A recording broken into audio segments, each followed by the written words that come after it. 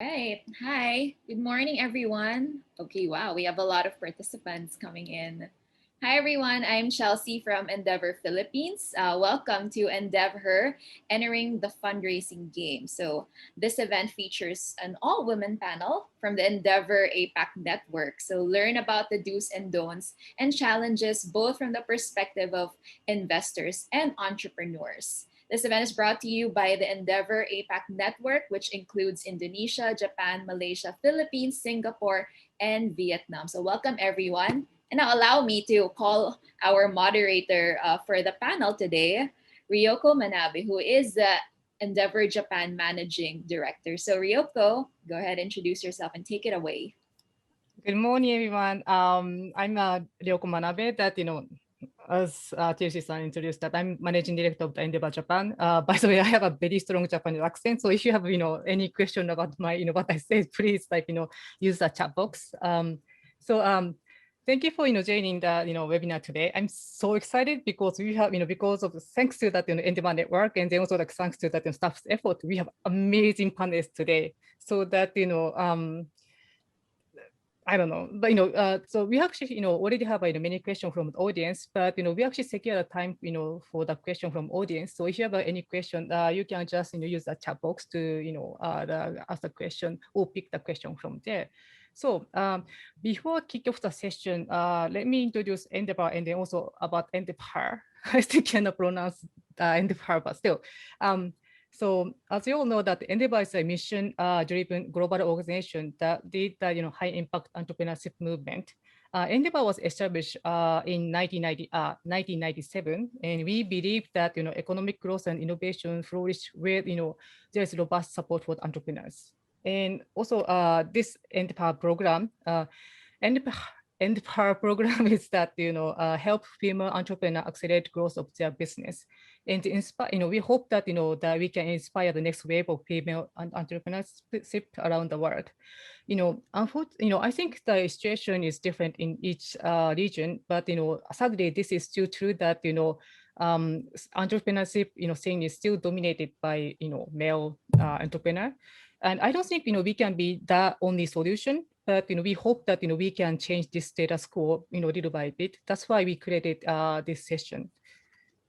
So as Chelsea mentioned, this is actually the our second Endeavor event organized by APAC office. We'll have more session later on this year. So please stay tuned, and we'll share the information later.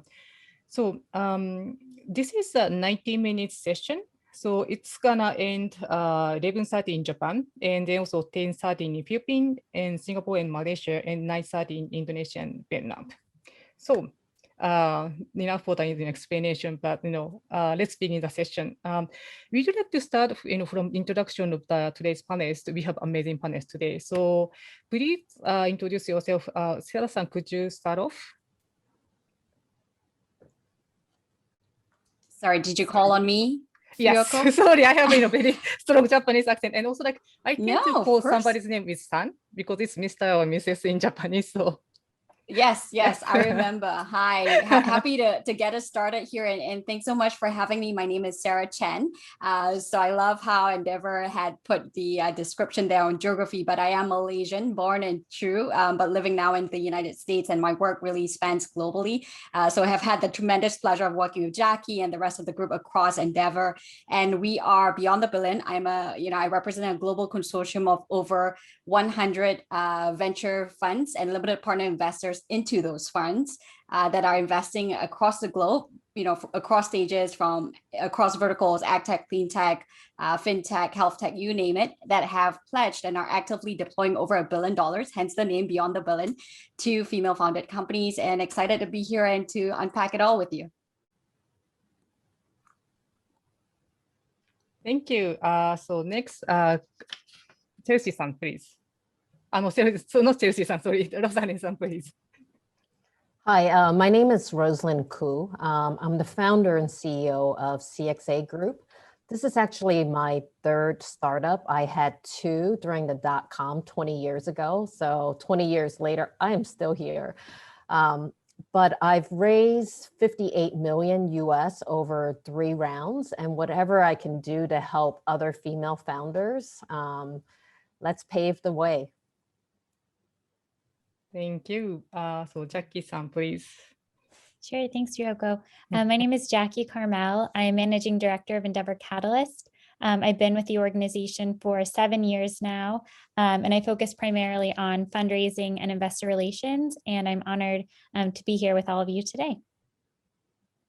And I'm based in San Francisco. Thank you. So Sarah-san is based in Washington and Jackie is from San Francisco. We so have everyone from all over the world. So it's my turn. So this is Yoko. I'm managing director of the Endeavor Japan. I started my career as a strategic consultant, but I also have a background in big corporation, and also I was in a startup. I'm kind of surprised that Rosalyn is like in the scene for 20 years, but I didn't know. How old are you, by the way? But anyway, so that, I was in the, what? What? Maybe, and at time, maybe you can ask how those things keep, being so young. But, I was in a startup to a very early stage. And then, that time, when I was in a startup, there was not, many VC in Japan. So that, raising fund from VC was not, the things. But, now that, in Asia or the, I mean, not just Japan or Singapore, in that's Indonesia, Malaysia, Philippines, I think there are so many ways to raise the fund. So that, I'm excited about, listening all about, fundraising in Asia today. So, so I will start with, a couple of questions. And then also there's, many questions, already sent by the audience today. So we'll actually follow up, with that. But also that, since so many people are joining today, I wanted to, take the question from the audience today too. So let me start with the, first question. So, just, as I mentioned, now that, there are so many ways to secure the capital, and then what is, pros and cons of raising fund from VC or CVC, and what's going to be the main challenges around that? Maybe Sarah-san, could you start? So that's I will gonna point out. Sure. Happy to do that. I think this is a very important question, Ryoko-san. I think, for businesses, considering who your business partner is, investment, and I think Jackie Carmel can speak to this, it is an investment in your business for the long run, right? It is, it might even be longer than a marriage. I mean, I hear some people who've been in their businesses. I mean, think about Amazon, right? We think that it's a business that popped up recently, but actually, no, they've been around for close to 3 decades now. And, the investor makes or breaks the direction of the business. So you really want to think very hard about who you want to invite into that sacred space that you're building. So, I think there's many different ways to think about it. It depends on what stage you are. And I'm sure we can unpack that a little bit. But what is the number one thing that you're looking for? Are you at a stage where you're looking for scale and therefore you're looking for capital, or is it beyond capital where there's a strategic partner that can help you open the doors to markets that you would not typically get into, or will make that a little bit easier? What is it that you're really looking for? So I think there are multiple ways. We're here because we're all passionate about women getting funded, and unfortunately, the good news, bad news is women are underfunded, but they've been very, very resourceful in finding different modes. So whilst they've not necessarily succeeded tremendously with venture capital, and we're here to change that, they've also looked at different routes, from even, bank loans to crowdsourcing from friends and family to, different modes without going typically to the institutional route. And some of them have, there's even different models nowadays, like revenue-based financing, and there are many different views on that. Is that something that's suitable for your business? But, it's hard to say, this is the one route for you without understanding where you are in your business and what your priorities are. But I would say, really, really knowing your business inside out, where you are in the business and what does this partner bring to the table. So as much as, unfortunately, it's a little bit of a power dynamic where it feels like, because you need the capital you think you need the capital at that moment to scale, you feel you're at the losing end. But think about it in the longer term, an investor is investing in you because like it or not, it is about financial return. Sure, they can, there'll be only so much friends and family that believe in you because they just want to believe in you. But if you're looking to a venture capital fund, I mean, Jackie is pressured for returns from her limited partner investors, right? So, what does that take? And, I really challenge a lot of you who are tuning in today to really think hard about what's necessary for you at this point in time to get you to the next stage, and really understanding that to think about, which is a pro and con that fits for your model. Thank you. So Jackie-san, could you add that comment or that, Sure. Happy to jump in. And Sarah, I echo everything that you shared. At Endeavor, we really do believe that fundraising is all about partnership. So if you're going to raise equity capital and essentially trade away or give away part of your business, usually anywhere from 15 to 20%, it really should be worth it. And what we mean by that is that you should be getting something other than just capital in return. At the end of the day, the cash is really a commodity at this point. So, you want a real partner, someone who will add value, and you can get that in traditional venture capital. So as Sarah mentioned, there are other ways, especially that women have found, to raise capital. But when you go the route of, say, crowdsourcing, for example, you're losing out on the opportunity to really find that real partner who can add, strategic value. So again, focus on this long-term partnership, as Sarah said. Make sure that you're getting something in return for the business that you're, trading away, other than just cash or in addition to cash. And then I think the other part of the question was with regards to corporate venture capital and kind of the pros and cons there. And what we found at Endeavor is that corporate venture capital firms can be really good partners, specifically for companies at later stages. So usually when you have your strategy figured out, because typically corporate venture capital firms have more than one objective. It's typically strategic, in addition to financial. And so bringing them on too early might kind of hinder the business from doing a necessary pivot if that partner is in place early. So kind of another way that we like to think about corporates is that they can engage with you and your business in a number of different ways. There's a hierarchy. So they can be a client, they can be a partner, they can be an investor, eventually they can be a buyer. And so we like to encourage our founders to think about corporates initially as potentially a client and a partner, and then maybe eventually as an investor, and maybe ultimately a buyer. Thank you, Jackie. Yeah, this is kind of like, good point that, many Japanese entrepreneurs make a mistake because, if the company approached you and then like if they said they wanted to give you the money, the entrepreneur will be so happy and jump into that in money. But, if it's from the corporate, there is always that reason that why they wanted to invest to you. So that as Jackie, mentioned that, like starting from that, partnership or, as a client, the relation, having a relation, with a corporate as a, client is actually important, I think. Thank you. So Rosalind-san, please share your thought. Yeah, so I have about 20 investors now.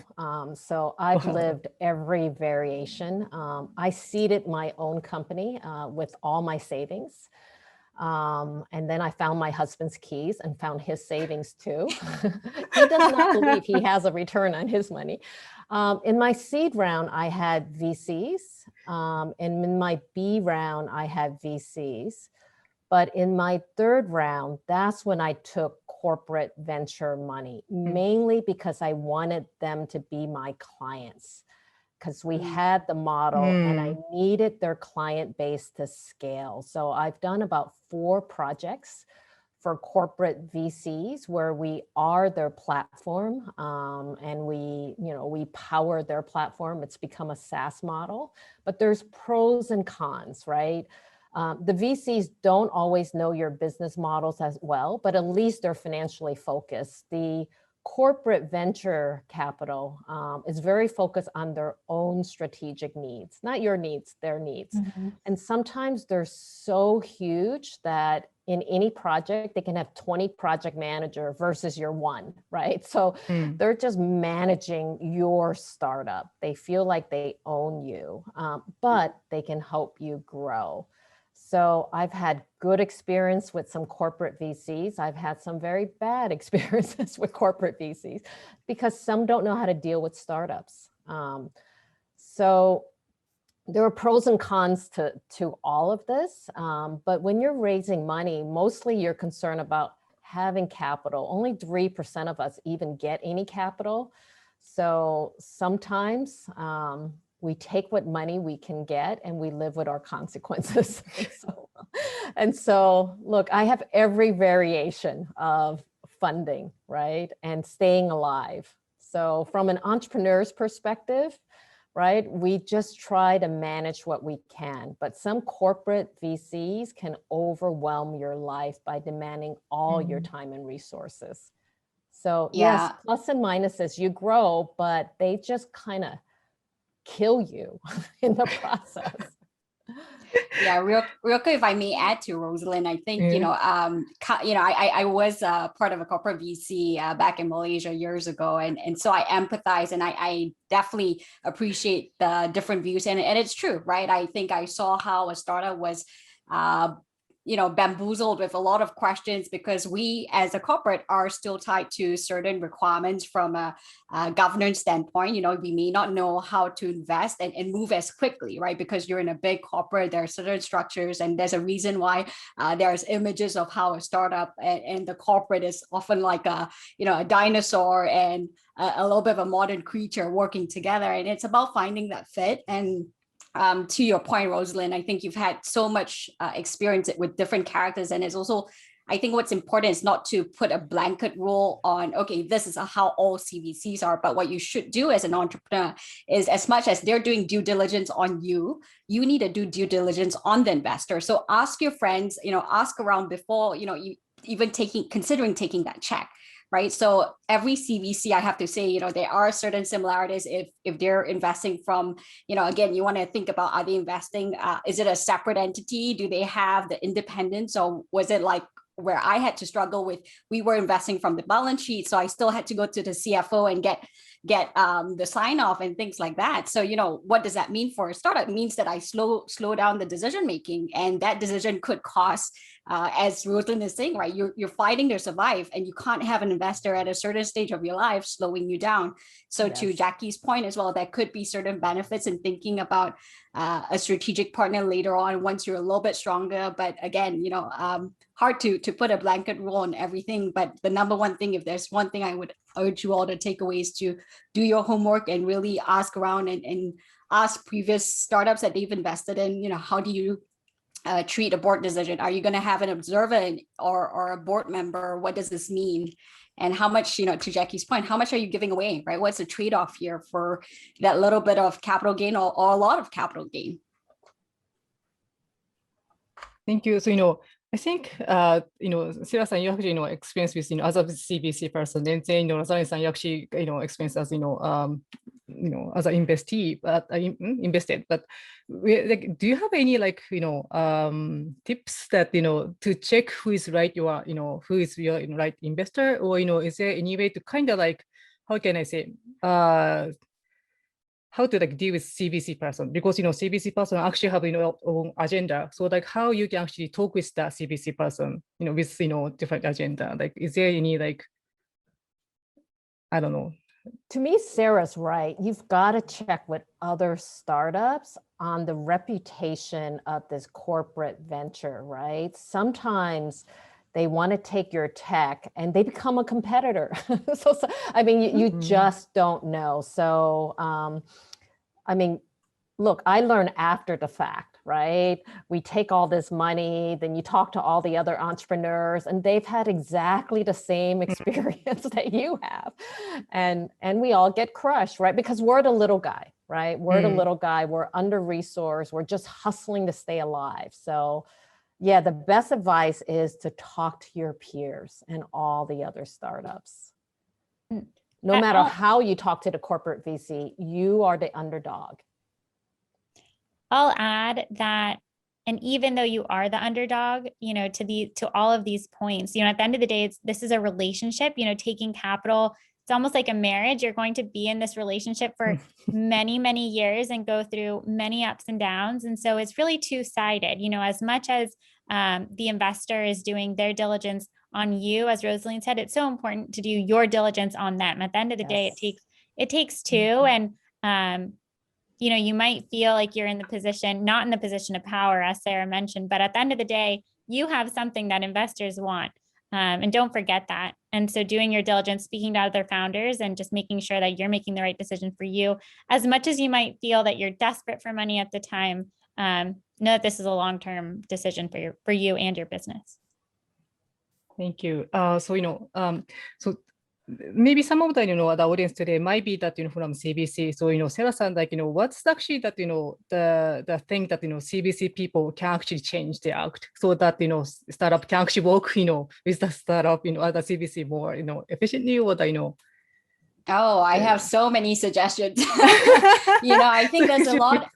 Yeah, I have huge respect for investors. Let's not discount that the role of investors here is important, but I think the journey of working with a startup, it's not easy, right? Innovation, I think a lot of corporates are realizing that they're being disrupted, right? Companies like Rosaline's company is disrupting the insurtech business. And it's either you play the game or you're out. And this is a real threat. So, as much as they are trying to innovate within, there is also real fear coupled with that. And there's, a struggle between legacy systems, which are real, right? There are structures in place which have been there and have worked for years. And especially in Asia, where there is still, a lot of respect for bureaucracy and hierarchy. There is some element of change that needs to happen, and it doesn't happen immediately, but I think we're starting to see that, and the successes of a lot of startups in the recent years in Southeast Asia, in Asia across, is making that a lot more real. So I think number one would be what I've learned myself is, I started in this journey when I was a young 26-year-old talking to a 60-year-old, 50-year-old CFO negotiating on a 30 million deal. And what I learned the most was to listen first and foremost, because, I was young, so I had a lot to learn, and I listened to what the needs of every stakeholder was. And that taught me a lot as an executive within the team. And I knew what the fears, talking about the struggle within, right? This is real. It's not like they're trying to destroy the startup. No, of course not. It's about how do we create value together. Hopefully, of course, there's certain situations like Rosalind pointed to where, it is a strategy to remove the competitor and then acquire and then copy and so on and so forth. Those things happen. You need to take the risk. You need to think about that. You need to be smart about it. But if you're within the CVC, I would say listen to all the stakeholders and try to come to a middle point, right? I found a lot of my time, frankly, was spent managing stakeholders more than what I thought I was supposed to be doing, which was writing the checks and helping to do due diligence. But it really is a culture shift, if you think about it, right? Corporates trying to invest into startups and change the way from within and change with the industry. I think that's a huge leap. So, I would say number one, listen.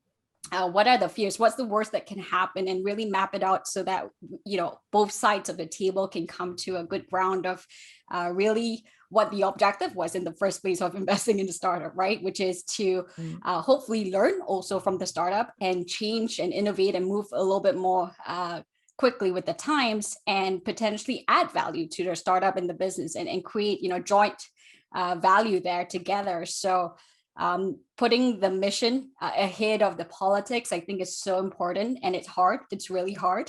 But, never lose sight of that and the job that you have to do, which is to get to the best outcome for both. Thank you. Yeah, I listen more and more, and then I really think that this is like marriage, that two different people and the different people actually, try to live together. So it's the difficult, things, from and the husband and wife grew up in different ways, right? So the husband grew up in a way that's like, okay, let's go now, let's go. Whereas the wife may be like, okay, calm down, So it's about mergers of two cultures and coming to the best outcome. Thank you. And also, I think it's still now that, we are testing what's the right case, so that I think CBC or the even like VC need to learn from the startup too. So maybe in the future, then especially like in Asia, we are testing new case, and hopefully that maybe we can create a couple like success case. But can we actually really go back to the question and the do you talk about the there's pros and cons and invested by the VC, but what's actually the right timing to invest it by the VC? Is it like of course it's gonna be different in each industry, but Rosalind-san, you mentioned that you actually invested your money, and also like you got the money from the husband. So like when was the good timing you decided, oh okay, it's that time to actually get the money from outside? Like, could you share that? So for me, it was very personal. My husband took away my password to the ATM and the bank account and removed my name. And he said, go, you've spent all our money. You go and find outside money. He also kicked me out of the house. We had 10 people working in our living room. And he said, that's it, a year. I cannot take it anymore. So he said, you need to get institutional money, right? And so I'm not sure this happens to everybody else. But look, I invested my own money because I used to run this multinational, all 14 countries. And I asked for 10 million from, because I was the Asia Pac head. I asked for 10 million to invest in Asia, to invest in tech, because it makes no sense that there's paper everywhere in the insurance industry. And they said no. So I said, I am going to spend 10 million, right? So unfortunately, 5 came from me and my husband and 5 from a bank loan. And we only started raising outside money, when we needed to, and also when I got kicked out, right? So, but that's how I knew, right? Because doors shut. But we actually had traction before we went outside for money. So we actually won quite a few clients and proven the model first.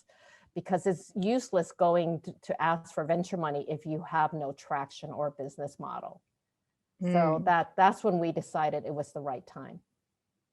I would say that if you have traction and a business model, you're kind of further in a position of power to raise money, and you can likely negotiate better terms.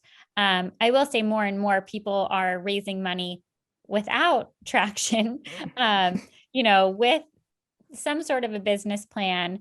And that's kind of a deeply personal decision as well, right? You're going to end up giving away more of your business at that point. But if you need the capital to scale, it might be necessary. It might be worth it. Again, it goes to this idea of, is what you're giving away worth it? That we, at Endeavor Catalyst, like to think about this principle of good dilution. On average, companies that become unicorns have raised, 5 rounds of venture capital. And each time you're giving away, 15 to 20% of your business. And so you need to be looking at this, at the end of the day.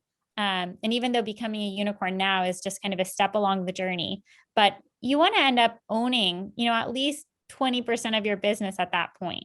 And so what does that look like every step of the way? And kind of what we like to tell our entrepreneurs is, don't over gamify any one round. Just kind of stay true and think about this principle of good dilution, who you're bringing on, how much capital you're taking on, how much of your business you're giving away, every step of the journey.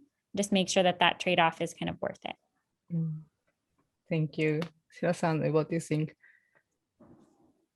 Yeah, I think in terms of when to raise, it's a very personal decision, as Rosalind has really pointed out. And, actually we laugh about it, but, this is real life, right? And guys and gals tuning in, this is entrepreneurship. It is hard. It is, I have a podcast now where I interview some of the top performers, and, a lot of them say that entrepreneurship is what you do if you cannot imagine yourself doing anything else, because it's so hard.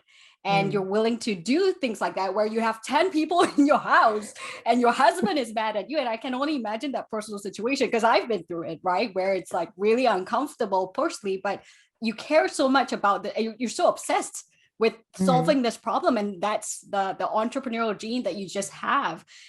So, I think in terms of when to raise, if you have runway, right? If you have runway to manage in a very bootstrap manner, the longest, the possible, maybe it's a good thing depending on where you are, because then to Jackie's point, you're avoiding the dilution before you know what it is, right? So don't give up too much before you know your product market fit, how it can scale, where your hockey stick, we talk about the growth chart, where do you stand? If this is your first time, you want to test it out before you really give away too much, right? And I've seen entrepreneurs give up their IP because they were not savvy enough, because they thought, okay, I want to tell this VC everything because this is my ticket.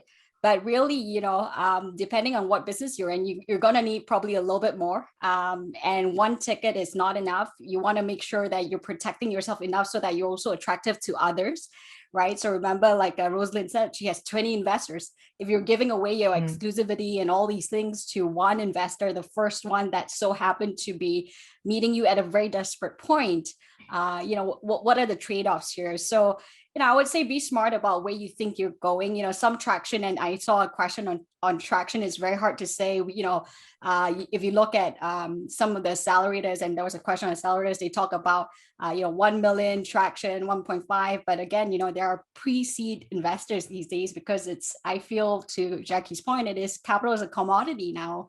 Everyone's looking for great ideas, and they're willing to take the risk if they feel that you've got something. So, be smart about it. I think about what the long-term trajectory is, but be very realistic with yourself. So, hopefully you're doing this when you've thought about, like Rosalind, I think she was very smart, right? She learned the inner workings. She got her contacts. She built herself to, not many of us can say, I have $5 million that I can go and grab straight away to get started.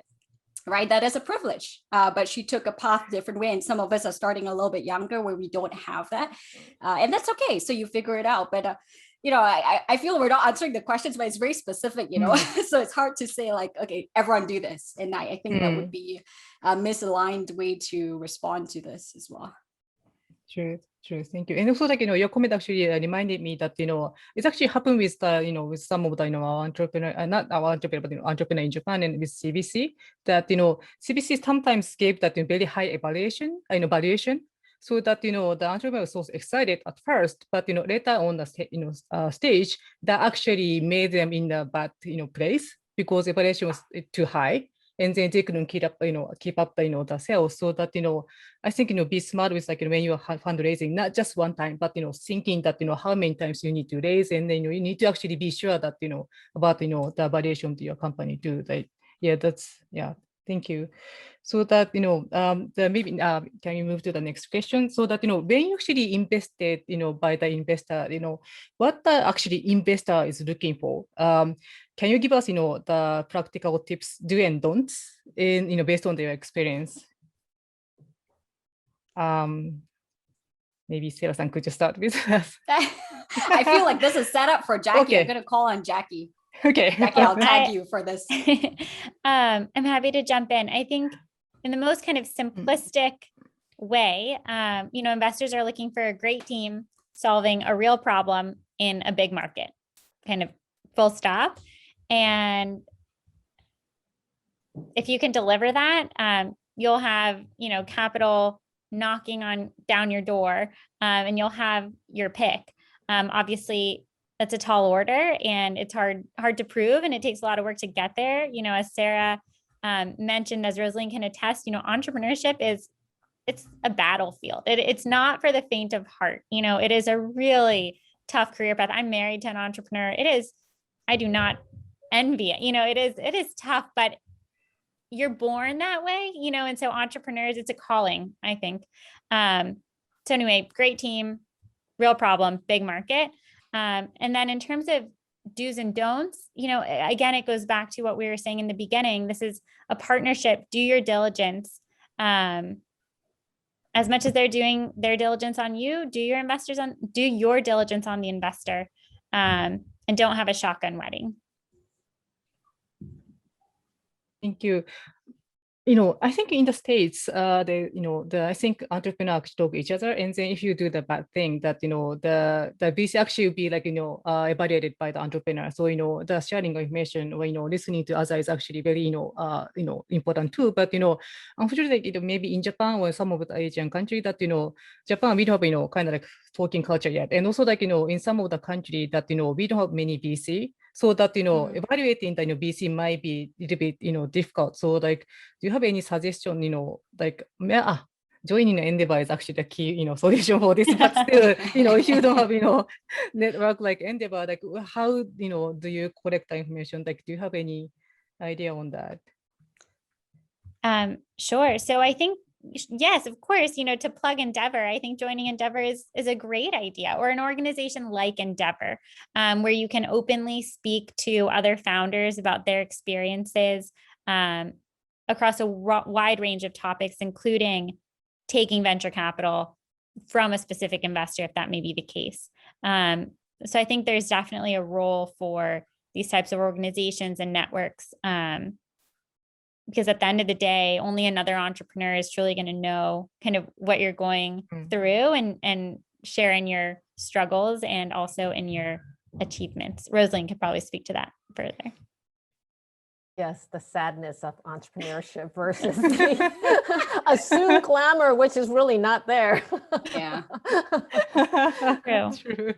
Yeah, I think having a network is so important. I just recently discovered Endeavor, and the network's amazing, right? It's founders and mentors, and advisors.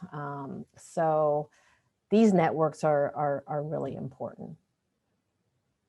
Yeah, and just to answer that question as well, Ryoko-san, I would say in countries where there's not a lot of information and networks, right, as how you should do in, let's think about it as dating, right? Again, going back to that metaphor, you want to have a couple of tests before you decide. And that's as simple as, how long does it take for an NDA to come over? What are they insisting on? What sort of questions are they asking? Do they really know your business, or are they, is this a fishing expedition?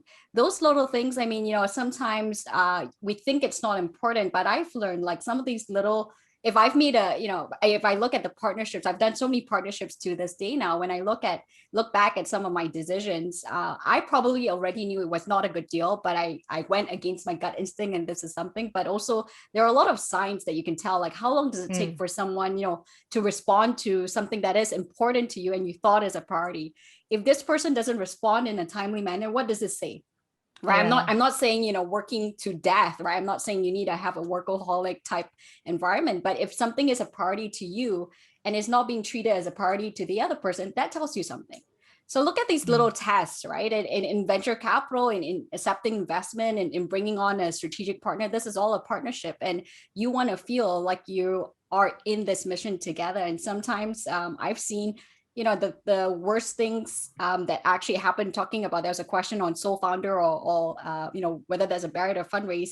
Some of the biggest challenges are actually in managing relationships, whether that's in the business, whether that's with other parties outside the business. And it's not necessarily about just getting funding. People think that getting funding is the biggest hurdle. I actually think it's team management. I actually think it's bringing out the best in your team and scaling in that, because we've seen some of that, right? I'm reading, I've just finished Hashing Twitter. If those of you who are interested in the journey of Twitter and didn't know, that's a really good book. Just how the founders fought about every single thing.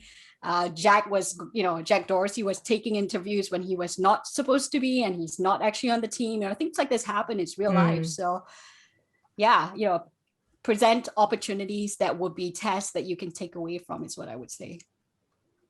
Thank you. Yeah. Also, like, the team is really important, that especially with like an Endeavor, I noticed that, like going through the Endeavor process, that, like creating 0 to 1, maybe you can do it, with one person, but, creating the scale up companies, that, something you cannot do with, one person. So that, like the first time I heard that, the investors looking for the team, I was like, but, I really now understand why team is so important, because, even if you're a super person, there's some, so many, there are not many things you can do, so that, I think creating teams, very important. Thank you. Also that, there's actually a, you mentioned that, test, VC or the CVC is actually important. And, what do you think about, like negotiating with the term sheet or the also, contract? I'm asking because, many Japanese, entrepreneur kind of feel like, awkward to negotiate with the, term sheet. But is that something you really need to do, right? Do you have any opinion about that? Or that, I think this is, maybe one of the good test case that you can, negotiate, with the term sheet or not, maybe tell you that, this VC or the CVC might be good fit to, to you or not. What do you think? Rosalind-san, could you share your thought? So how you negotiate the term sheet tells you a lot about the investors, right? Because in a normal life of an entrepreneur, you're going to run into so many ups and downs because it's a complete roller coaster. So how you, in those dealings, like Sarah said, tells you a lot, right? The response, the flexibility, the understanding of the low points as well as the highs, right? So it's part of the dating game. I mean, if they're rigid and non-negotiable and unresponsive, don't expect any change once you get married, right? So it's, in fact, it gets dating worse. is, exactly, Yes. because now the deal is done. So you only have negotiating power before you get married, right? But it's a sign of things to come. It really is. So the dating is really important. And dating many people is important too. So just so That's you so know, true. and you have a perspective of what is life like and what are the choices. So yeah, and I think negotiating is important because if you're just going to be a rug and you take it lying down, imagine how they're going to treat you and walk all over you. So yeah, you want to find out as much as possible during the dating process because that relationship is key. It's just like the relationship with your team, and leadership. The relationship with your shareholders can ruin you. The relationship with your teams can ruin you. So a leader's biggest job is managing all your stakeholders, your investors, your employees, your clients. Thank you. Yes. So, I have tons of questions, but, we really have like the 40 minutes to go. And can I actually ask, about the, main question I wanted to ask today? So, I think, it's true in Japan, but, I think it's true in other place too. But, is it true that, it's harder to raise fund, as a female entrepreneur? And, if it's yes, did you experience that, similar experience firsthand? And, if you have, any, thought about, like what do you think, the solution to, solve this situation? I think, Sarah-san is already try to solve, this problem, but yeah, I feel like Rosalind, maybe you can talk about your specific experience, then I can give a little bit of flavor from a global, like what we're observing, whether she experienced it. So when I first started pitching, one of the principals of the Kauffman Foundation told me that I need to pitch better, right? And he said, he told me something that I always remember. And he said, look, when men pitch, we divide by 10. When women pitch, we multiply by 10. And so when I initially pitched, I really underestimated because I was just trying to be like rational and truthful and, this is what I think we can do. So ever since then, I pitch like men. And I don't think of myself as like a female pitcher. I'm just trying to pitch against every other insurtech, health tech. But he told me that. And so, look, I know I underestimated when I first started pitching. Yeah. So, this is, I always love hearing the individual experiences because it's a lot of times the female founder and, I don't even want to put Rosalind as a female founder, although this is important, the goal and even my personal mission with the work that we do is to mainstream it, right? So that we're at a stage. And the reason why we're doing EndeavHER is because the reality is it's only 3% of venture capital that's going to female founders, all female founded teams, 10 to 12% with teams with at least one female founder. And in Asia, different parts of the world, of course, that's, that varies, but it's still at that very abysmal level. So there is a necessity at this point. And it's so interesting when I hear each female founder sometimes gaslight her own self in that, oh, I don't actually know, but this is clearly a case of pitch like a man, right? You're being judged differently. And that's not on it. And, if you take this at an aggregate level, this is where we see the numbers that we see, because this is unconscious bias. In venture, in the investment industry, we talk about pattern recognition. But pattern recognition, I always say, can be a mask for unconscious bias, right? When you're talking about you don't pitch good enough, what does that really mean?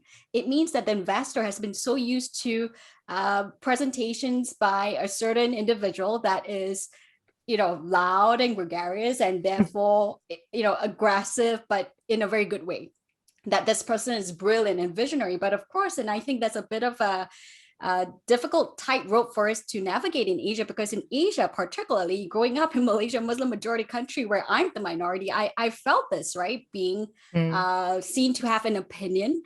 Things are changing now, but it's not always a good thing, right? You were socialized in a different way. So then, even though people, investors tell founders like Rosalind, go pitch better, sometimes this can also have a detrimental effect because, hey, I didn't expect that from you. Are you too aggressive now? She doesn't fit a mold, so it's a bit of a difficult, rope to navigate. And I think what we need to do is a few things. Number one is to address how we're actually socializing young girls and women. It starts from a very young age, right? I use the sandbox example. Some of us who have a boy and a girl in the family, are we telling our boys to, get rough and play in the sandbox and experiment, and telling our girls to be very careful, don't dirty your dress? Because, we talk about entrepreneurship and it's hard and it's the hustle. If you're telling your girl from a very young age to be super careful and not dirty her dress, what do you think will happen years later, right? As she grows into adulthood, hopefully, she sees more role models. But again, that's another thing we don't see. I think we talked about it earlier behind the scenes. Rosalind was saying, oh, are we just talking, maybe I shouldn't talk about InsurTech. That's like no woman except for myself in this, right? And this is the case, that we don't have enough role models, and we become what we aspire to be, what we can see. And I think, with Endeavor, this is why I'm so supportive of the work you do, because it's about creating those examples that, hey, I can be true to myself. I don't have to be a certain way. And this is also leadership style. I think some of the best leaders are actually introverts, and this is proven, right? Some of them are really weird. Let's look at Elon Musk. But that doesn't mean well, we all have different views on Elon Musk, but this guy is sending a rocket to the moon, right? Put it that way. So, I think there's a need for diversity. And this is why I believe in diversity so much, because we need to see different examples of ourselves, different versions of leaders that can succeed. And it's not just a single way. So, I'll start there, but, it starts with being very careful from an investor standpoint about your own biases, right? Real Ventures, one of our partner funds in Canada, published an article today about how they make sure they ask the female founder and the male founder the exact same questions, because the truth is female founders, research has shown that female founders are judged by higher standards, right? Because of everything we talked about how they're socialized, how then, okay, if they're too aggressive, suddenly, wait, I'm shocked. How do I handle this? Maybe she has something to hide. I'm skeptical of her, so all these things are things that we need to start being very mindful of, and designing to include diversity, and being very mindful about that, and being sure that, things like even a job description, right? We talk about, Jackie and I are working together at Beyond the Billion to address also the next level, which is the limited partner investors investing to venture funds.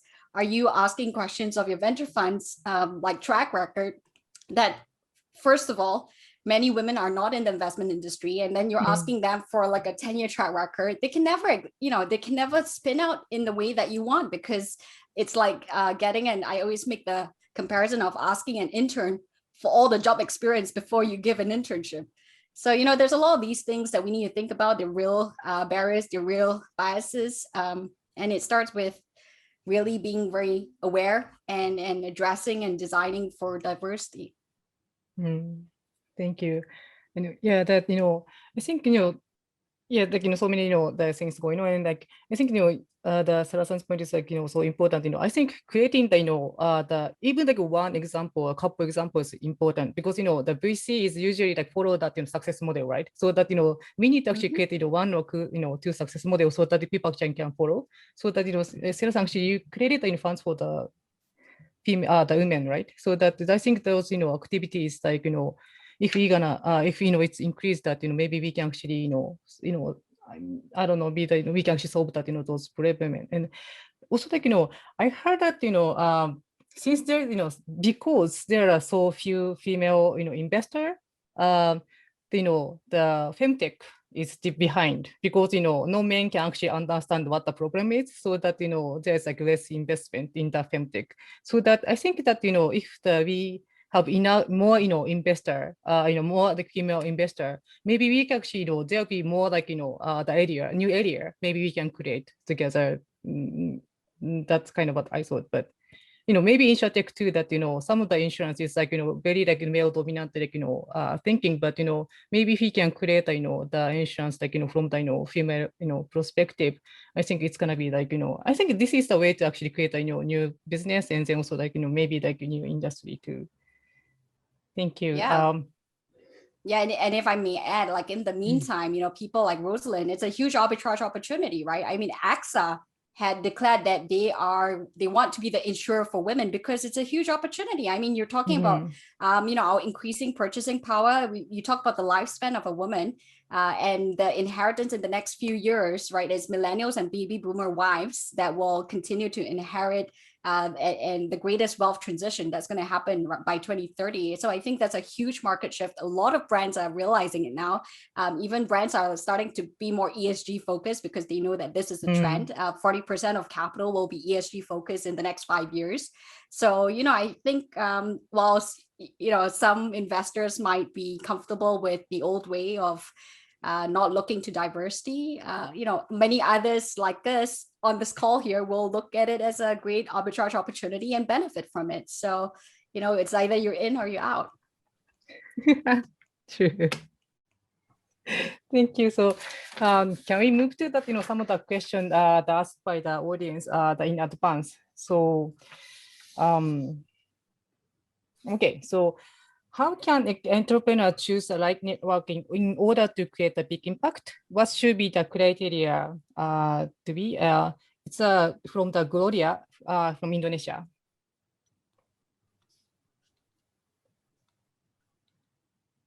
So maybe Jackie-san, could you start? Sure. Could you repeat the question? Sorry. How can entrepreneur choose the right network in order to create a big impact? Sure. So I think it goes back, to what we were saying earlier. I can speak from the Endeavor lens. I think just having a network in general, I think will go a long way towards ensuring your success. Just having people with shared experiences that you can speak with, having mentors. Having mentors has long been shown that it's correlated with an entrepreneur's success. Having someone who can pave the way for you, who can flag pitfalls for you to avoid, et cetera. So I think, picking a network is step one, and how to make sure that it's the best network. Just understanding what that network has to offer and making sure that it's things that will add value to you and your business. I think this is the same thing that applies to the network too, right? So that, ask the peers. Ask peer about, the VC and also that, maybe network. Rosalind-san or Dasira-san, do you have like another opinion about that? Or like, do you recommend some, if you have, the network you recommend? So one thing that I actually recommend is beyond mentors, I actually recommend founders to have coaches to hold you accountable. I mean, it's not as common a practice, I feel, in Asia now, but in the States, it's very common where you think of yourself. I mean, I'm such a geek of high performance because I see founders, right? Look at Rosalind, right? Her willingness to go to her savings and then put her personal life on the line by like taking the key from her husband and then being, this is such a unique personality. You have such a unique personality of high performance, right? You're obsessed with trying to solve this problem. And I think to be able to get to that best level of performance, having a coach who's focused on, okay, asking you the right questions. This coach doesn't have to have all the answers, but asking you the right questions to get you to your next challenge in a good timeline that you set for yourself. I think it's a very good practice. So I would encourage people to think about that. And mentors and advisors, I think, beyond just your personal company, think about your personal board of advisors as well, right? So you're thinking a few steps ahead. I think in everything in life, it's a strategy. So think about who are the right people, because at the end of the day, to answer the question on what does an investor look for, it's are you the best person or the best team to solve this problem at this right time, right? And what gets you to that point? So you want to surround yourself with the right people who will get you to that point, i.e. someone who has done this before. I see a lot of, I love operators that become investors because they bring a lot to the table. There's also a different perspective that they bring, having done it in a different environment, so they can speak to that. So just being mindful about, what challenge are you tackling? Who's the right person that will bring you to the next level? I think that's how you would decide, if this is the right network for me.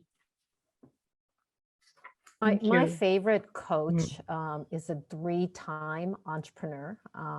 He returned to Asia, but every time I hit these massive speed bumps, I would go to him and we talk. And usually I start with, "You were right." You were right. I did reach this point and I should have listened sooner, right? But sometimes there are very, very hard decisions to make. And maybe your revenue generators are your more toxic people, but what do you do, right? So what do you do? So yeah, no, it's so important to have a mentor coach, someone who's been on that same path before and understands exactly what you're going through. And to Rosalind's point, sometimes you have to make the mistakes yourself, right? Sometimes you won't take anyone's word or advice. You kind of just have to go through it yourself to believe it. It's one of the reasons why, and Rosalind is a great example. Often some of the most successful entrepreneurs that we've backed are second and third time founders. Because by that time they've made all the mistakes, and they know not all. You can continue making mistakes. 100%, 100%. But some of the best ones will learn from those mistakes and hopefully not make that level of mistake again. You might make other mistakes down the road, but anyway, it's a great point. One of my biggest learnings as a founder is that you have to learn to listen. Always learn to listen, because there are so many blind spots and you can't see everything. And sometimes perception's reality. So it's the most humbling experience to be an entrepreneur, right? Because you know your limits, right? So I find that as time goes on, and I'm turning 60 this year, I'm more humble and I listen more, right? Because I started so late this time. So, but we're more determined, right? But if you listen, then you actually figure out the markets, your team, your stakeholders, the clients, right? But listening is the most important trait for an entrepreneur. Thank you. Sarah-san and Rosalind, that I think you're already out there. So, you already have a, right network and then right people to ask, and who is right and who is wrong. But, looking back when you're very young and then started, the business, like when you don't know anything, that what was actually that, how can I say, so finding the first right network or right, mentor is actually important. But, what was actually that, I don't know, this is maybe a difficult question, but, what was kind of like click moment? Like, when you find the right person in the network, like, what's the, kind of like, just, how can I say, judge point or that, because, if you don't know what's right, you cannot judge what's wrong neither, right? So that, what's actually, how do you do that, right sense? Because, I think that some listeners very like in early stage, so that, they don't know what to do and who's right. And some of the actually, my friend actually, the created company and then find, luckily he found that, angel investor, but he said, oh, I'm gonna, invest like, like like $250,000. So, give me like 90% of share. And then he was like, is it right or not? And then he was like, no, this isn't right. This isn't right. But, he has so much network and seems to be a nice guy. So that, he wasn't sure that, this mentor is like, right person or not. So that, like how to kind of, start to building the right network or the right VC, or, is that, like, maybe, I don't know, could you share your own story that, when you actually started? So this time around, I wasn't sure I was going to build my own startup. I was actually asked to join a bunch of boards. And, because you're at that age, 50-year-olds, they just join boards. but while I was trying to decide what to do, I met a VC and he said, I will back you. And that's when you think, oh my God, someone will back me. It's not just me and my husband backing me, someone else will back me. And so it puts you on this path. But of course, he tried to take 90% of the company. So that sounded like my story. And it wasn't until I was asking around a lot, like, is this normal? You sound like it was my story. And then I would ask, what's pre-money? What's post-money? What is this guy talking about? Because you don't know. So, I mean, thank goodness for Google, right? Yeah, True. Yeah. So it's really just doing your research. Because you're ignorant of your ignorance, right? When you first start, you really do not know anything, right? So evaluation, what is valuation? So it's just asking a lot of questions till but when something resonates, right? When someone's on the same wavelength because they get you. And when someone's being helpful and not just being a vulture and taking advantage of you, or hopefully and don't fall into those traps, because there are a lot of people like that. So my life is hard knocks and trial and error. And sometimes that's how you learn, right? You learn not to make the same mistakes again and again and again. Yeah, I was just going to say, like, this is the best time actually to be an entrepreneur, because you have so much resource online. Your friend, make Google your friend, and of course, do your verification. There's also too much online these days. But guess what? You're not alone. You're not the only founder in this world. Lean on different resources, and global networks like Endeavor is one. But there's so many others. There are a lot of forums. Take that extra mile. I think, it's good thing to make mistakes. And we talked about this a lot, like a mistake is a very bad thing, but it's really not. Try to make your mistakes early and not as costly, I think, would be the tip. But if you're not making mistakes, you're not doing right. So I always say to my team, let's make better mistakes tomorrow. We learn, because you learn by doing. You also don't want to get to a stage of paralysis of not making a decision. But the school of hard knocks, there's a lot of good that comes of that. It's painful, but as Rosalind has proven, I think there's great value to that as well. It's about, I'm Hakka, so there's this Chinese saying of tasting the salt. You need to taste a lot of salt, and that helps you, right? And you learn. You can tell straight away, actually, over time. You can tell, thinking about alignment of mission, of values. Those are questions you want to answer, right? Is this person going to be aligned? And I always, maybe I'm also weird, but I like to play out situations, because I've had partnerships that fall apart before. And what I've learned from that is I didn't think about the hardest, things are, when you're dating and it's rosy, things are good, right? But you want to think to yourself, you want to ask yourself, when things get rough, when it gets really hard, how will this person react? And you will see it in different ways, right? Will this person be, with a huge temper and not be able to handle the stress? Because you're going to, guess what? Entrepreneurship is a long run. You will be under tremendous stress, and you want to have a partner that's able to be with you through it all. So play those situations out, I would say, and think about that. And also, as an investor, it's easy to support an entrepreneur in a company when things are going really well. Everyone's going to support you. I'm sure Rosalind can attest. But when things get difficult, it's the investors who still stay by your side and support you through those rough patches, I think, that are really worthwhile and worth their weight. Thank you.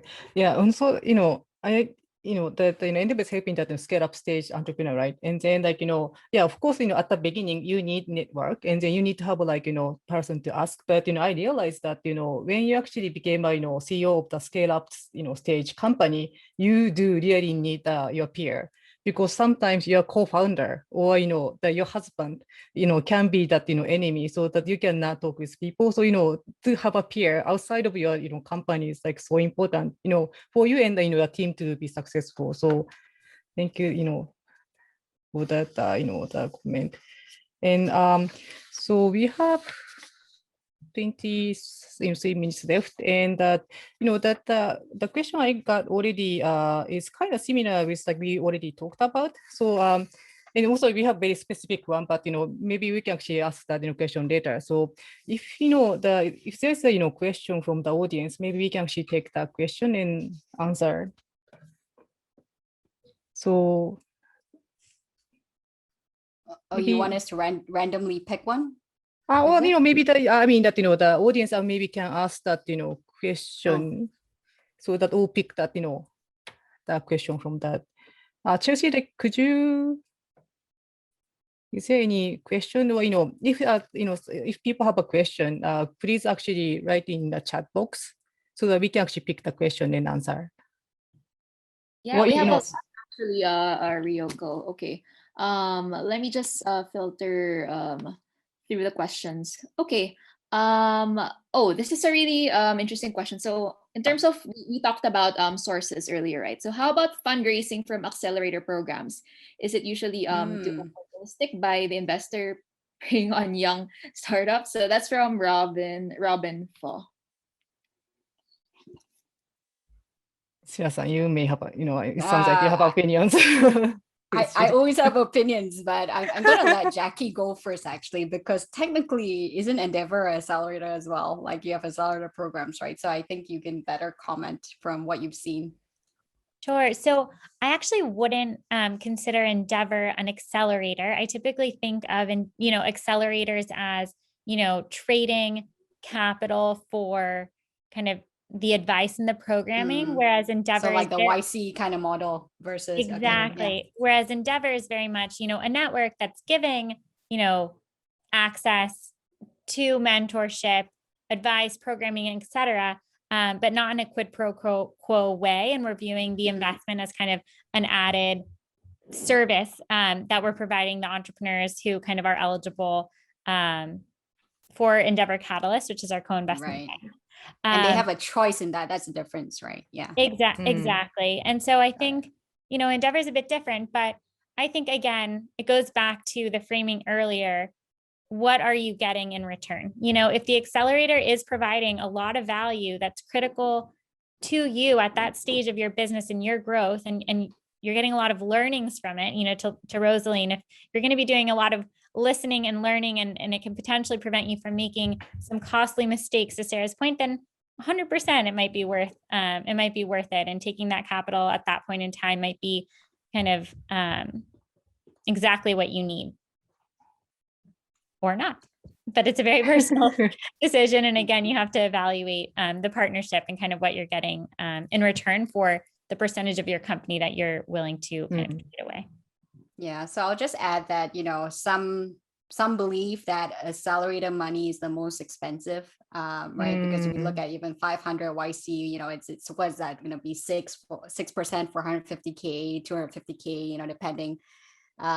But again, it depends where you are, right? How desperate, I hate to put it that way, are you? What will this do for you? I mean, there's a lot of YC is being hit a little bit now, with recent things that has happened to it, but it's a good brand, right? It's a lot of investors are still waiting for the list of companies that come out from YC, for example, because it's some stamp of approval.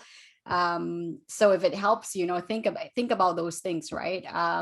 My favorite is always where you have an accelerator program where it's a non-dilutive grant. So prize competitions are great when you're starting out to get you going, actually without giving too much away.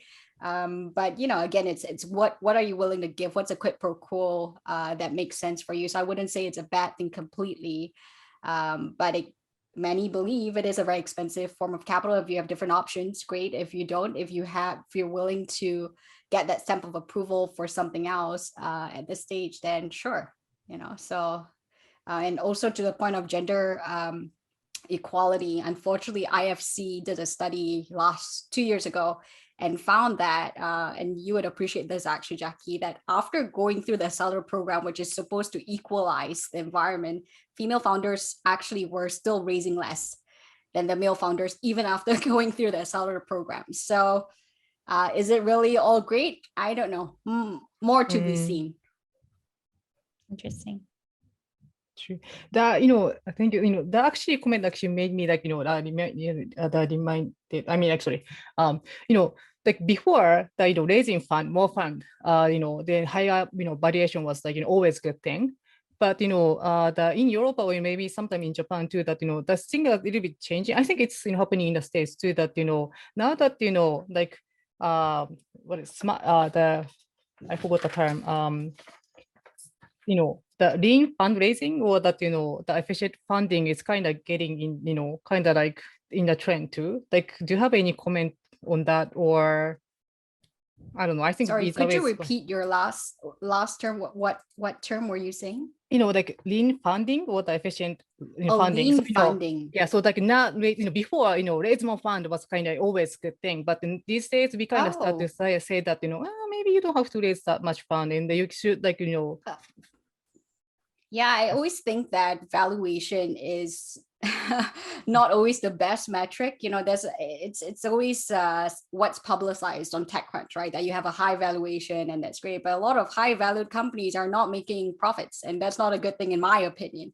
How long will you wait to get to a stage of profitability and growth? It's a big question. So I think there has always been a maturity of thought where people look beyond the valuation. I just think that the market hype in the last couple of years, because, venture capital has, despite the pandemic, we've had really record numbers.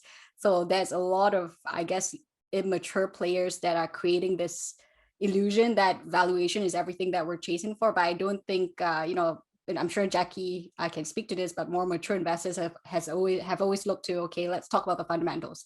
Where are you going? It's not just about the valuation, because things can change rapidly, right?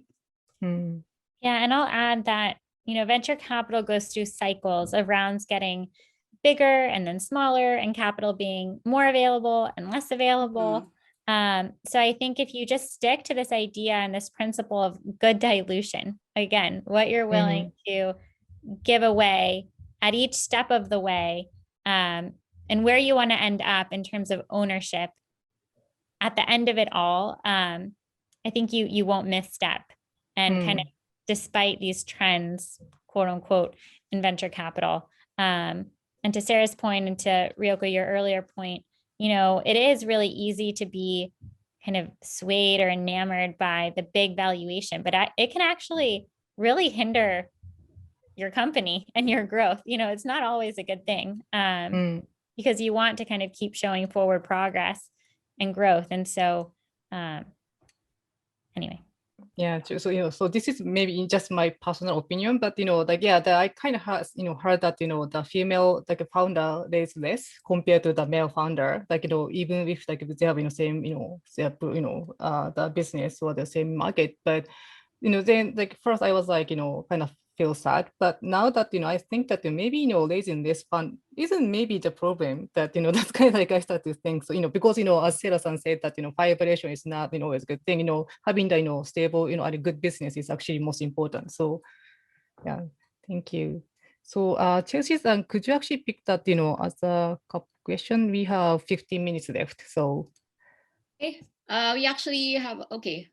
Is being a sole founder a barrier to fundraise? Oh, I like this one.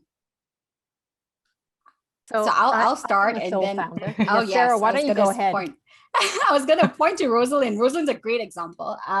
But just very quickly, I mean, I would say my parting thought is better, and talking about partnerships, it's better to be a solo founder than have a bad co-founder. So I would say that I mean, I personally have seen both sides of the coin. Some investors, like even Ryoko san mentioned it, I like to have that comfort of that team. But using the example of Twitter again, if you read that book, oh Lord, it created so much confusion because they were fighting for power, and then no one knew who to listen to. Somebody else was saying something. So you want to have a strong co-founder team that's working together if you're not a solo founder. But I think a lot of solo founders have proven it. You look at Whitney Wolf Hurt recently, Bumble, who else? Sarah Blakely, eBay, Pierre Media, so many good solo founders. So I think it's not a barrier. I just think it really depends on what you bring to the table. Again, to answer the question, are you the right person, the right team to solve this problem at this time? Is what I would say. And Rosalind is a great example. So I was going to point to that. So it hasn't been a problem fundraising. Where we have problems as a sole founder is I wish I kept up my engineering, right? So I was an engineer in undergrad, right? But we had punch cards, so it doesn't apply anymore what I learned. So I wish I had a co-founder who was the CTO, right? If I couldn't have been that myself, because I'm a veteran of the industry, so I know everything about business, but if the industry doesn't have tech and you're bringing it in, so I wish I either kept up my engineering or had a co-founder that was a great CTO, right? So that's been our stumbling block forever, right? Just getting the tech right. And in an industry where there is no tech and you're bringing it in, how many times do you build this platform and functionality? So I would recommend anyone that's a business person as a sole founder that you have to find someone that is so good in tech to help you in this journey. Can I add a comment? I wasn't a professional engineer, but I studied engineering. So that all those my friends is engineer. So I kind of have a question from the engineering perspective. We are not good with people. So that especially that's that okay. As long as you're good with tech, you don't have to deal. I just need an engineer that's great with tech, not with people. So I can manage the people. Okay, so the question is like like should we be that CTO or not, or can we just be that employee or something, because bringing them as a like C level is that sometimes because it's a marriage, and then like that can kind of like create the how can I say stress in your organization too, so that kind of like engineer is like a double-edged sword, because I kind of I feel sorry for my team because they have to deal with me. So, but do you have any opinion about that? I mean, I'll add that echoing everyone's points. I think if and when you bring on a co-founder, continuing this metaphor that has permeated the entire conversation, it is a marriage. Having just like a good, strong partnership can really kind of propel your team forward and your company forward, or it can be incredibly destructive, as Sarah mentioned in the book that she was reading. But if you find someone who has, is very aligned to your mission, the problem you're trying to solve, that has, complementary skill sets, that kind of sounds like a dream come true. And I think that's Rosalind's point. And I think it's very different, being a co-founder to being an employee, because you're completely aligned. Your incentives are aligned. You want what's best. And I think that the other kind of interesting aspect of having a co-founder is, from what I've seen and observed, being an entrepreneur can be an incredibly lonely journey. As much as there have been many entrepreneurs before you, when you're going through it, it can feel incredibly difficult and isolating at times. And I would imagine that having a co-founder to share this experience with would be kind of a positive thing, as long as, again, your mission aligned, complementary skill sets, and you've hashed out the equity ownership piece ahead of time.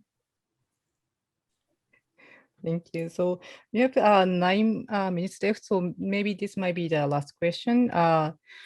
Chelsea-san, could you pick one question? Sure. So we have an interesting question from Maita from the Philippines. So especially for Jackie and Sarah, since you see investments with a global lens, are there any nuances in raising from or amongst the APAC region that the founders should be aware of? So this is more APAC specific. Interesting. So I'll jump to that in the way you would build versus the way you would raise. I actually spoke to Munib Mir from Baikia recently on my podcast, and he was, we're speaking about super app and sort of the concept of how, you look at Meituan and all these things. I actually think it's a very exciting time to be an APAC founder because you can learn from China and there's so much growth that's happening, and it's such an exciting time that don't feel like you have to keep looking from the West. I think we've had that era of rocket internet, right, where a bunch of guys basically cut, copy, paste all the models, made it Zalora, Lazada, blah blah blah, and we felt like, okay, this is the best it can be. But look at what's happening right now with Grab, with all these great success stories of how we're bringing the concept of a super app. I mean, even Uber now, I looked at it recently, the way the interface has changed feels very Asia to me. And I think this is a great way to think about your possibility. And I think building an APAC, there's a lot of people say Southeast Asia is like one market, but I really laugh because it's so fragmented. And I'm sure Rosalind would speak to this as well, where you need to think about the markets that you're serving and really be very mindful about how you build and what it can be, right? So instead of just focusing on, let's say, Malaysia, which has a certain population, think about Malaysia and Indonesia and scale, with the language is sort of similar. There's differences there, but how can you think bigger? How can you build such that it's an attractive investment and raise from that point of view? So you don't want to limit yourself. And I think this is a great time to be an APAC founder. And when you're thinking about strategically raising, right, think about the bigger game. You look at Ankiti Bose Zilingo, right? She moved from India to Singapore. She has her team in a cheaper place in Bangkok because she's also bringing the shops that are from Chatuchak market online, and it's benefiting from the cost opportunities there. So I think my advice would be in building strategically. There's so much in our back pocket in terms of the region that you can really have a huge opportunity, and how you sell that to your funders could be really interesting. And it's very different from how I see founders raising in the United States. So I think be very mindful about that. Think bigger. Think about your opportunity here. How can you, save costs, build from the arbitrage of the mishmash of Southeast Asia and APAC, and really think about how you can grow, right? I think it's venture capital is looking for a lot of great ideas right now in Southeast Asia. It's not as saturated, I think. We'll see a lot of consolidation where it's similar models, but think about your unique play here so that you're unique. Think about the data play. There are a lot of places where we're not as mature yet, and there's a lot of opportunity, regulation. Think about that. So a lot of nuances, but I'm super optimistic and I'm super excited for what this presents for all of you in APAC.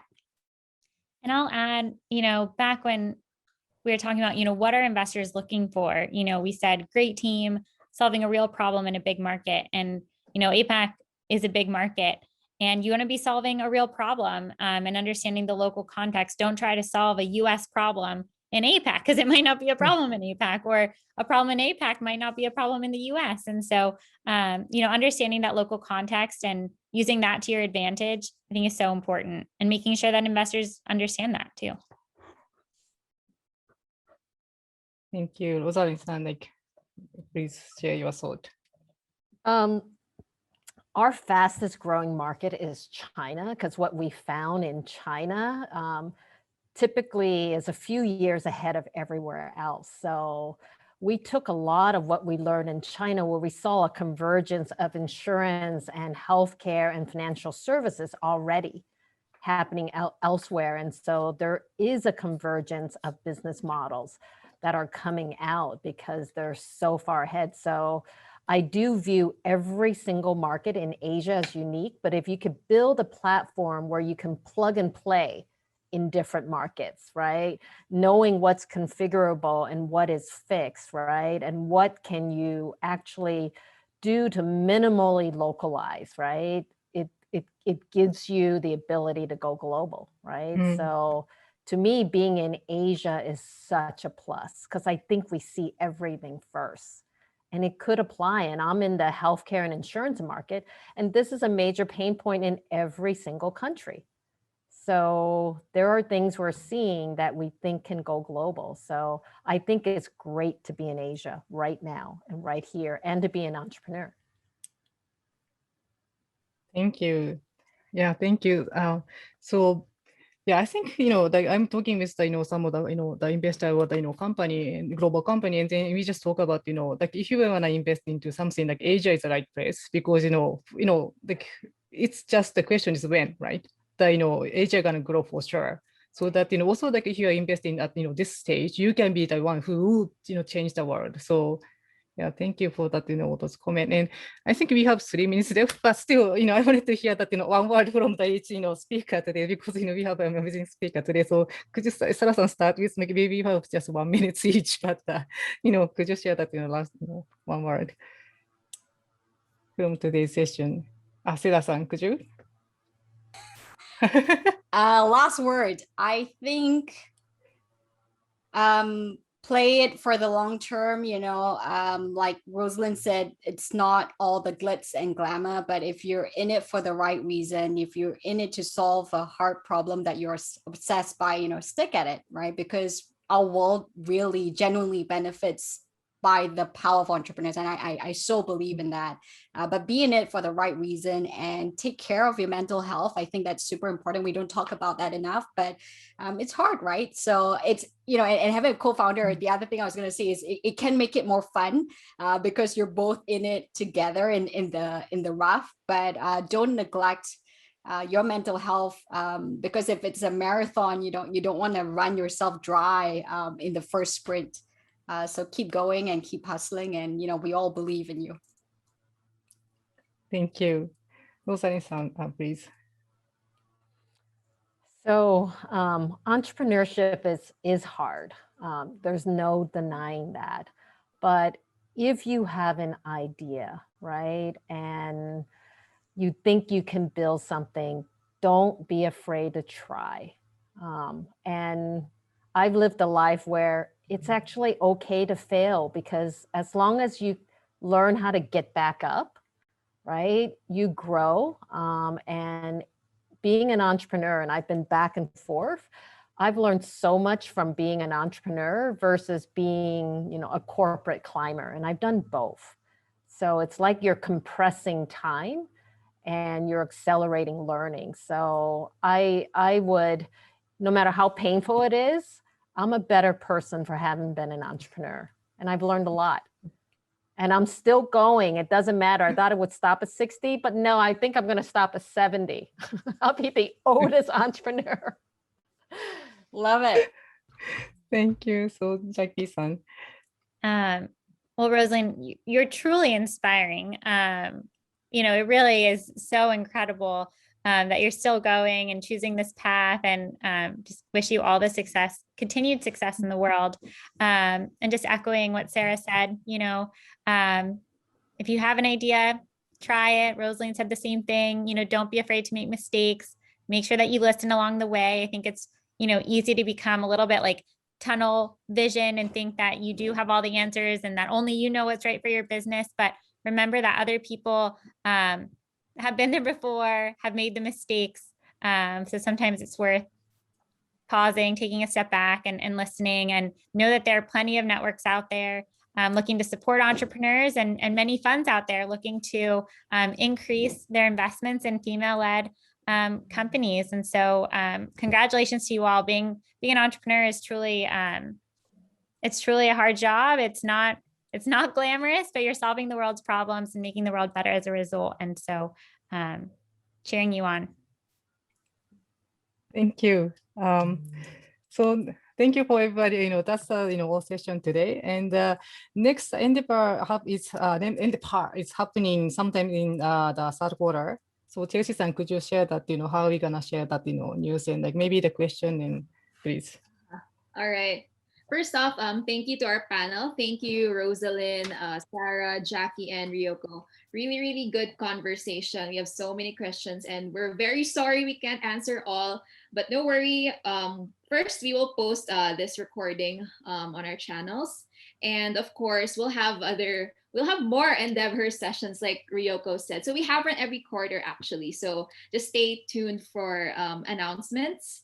And of course, how can you reach us? So we'll just have something flash on screen regarding how to contact us. So get connected with us. We're very interested in high scale entrepreneurship, and of course, our advocacy, which is for women, which is EndeavHER. So everyone, just thank you so much. Please answer also the feedback form once you leave this webinar. And again, thank you to our amazing speakers and to our panel, Rosalind, Sarah, Jackie, and Ryoko. So thank you, everyone. That was very rich but quick. Unfortunately, we don't have the time, but thank you for staying on, and we hope to see you in our future EndeavHER events. So this is Endeavor APAC. Thank you, everyone. Thank you. Bye-bye.